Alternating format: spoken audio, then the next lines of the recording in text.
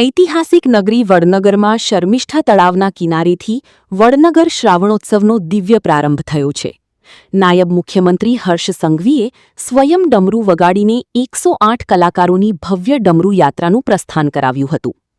આ યાત્રા વડનગરના વિવિધ ઐતિહાસિક અને ધાર્મિક સ્થળો પર થઈને પ્રસિદ્ધ હાટકેશ્વર મહાદેવ મંદિરે પૂજા અર્ચના સાથે સંપન્ન થઈ હતી.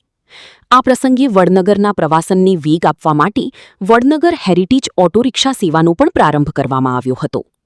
શ્રાવણ માસના પહેલા સોમવારથી વડનગર ખાતે શ્રાવણ મહોત્સવની વહેલી સવારે અતિ ભવ્ય ડમરૂ યાત્રા જોડે આજે શરૂઆત કરવામાં આવ્યું છે.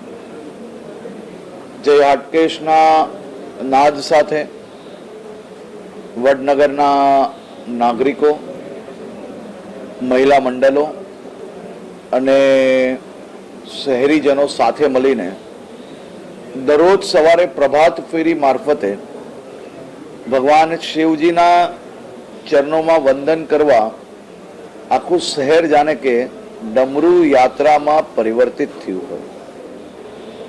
આખો શ્રાવણ માસ વહેલી સવારથી શહેરમાં અલગ અલગ સ્થળથી આ ડમરૂ યાત્રાનું શહેરીજનોએ આયોજન કર્યું છે અને દર રવિવારે ખાસ કરીને શિવ ભક્તિની બી વ્યવસ્થાઓ અહીંયા કરવામાં આવી છે. આ અદ્ભુત નજારો જોવા માટે રાજ્યના સૌ નાગરિકોને હું વડનગર ખાતે આવવા માટે ખાસ કરીને આમંત્રણ આપું છું.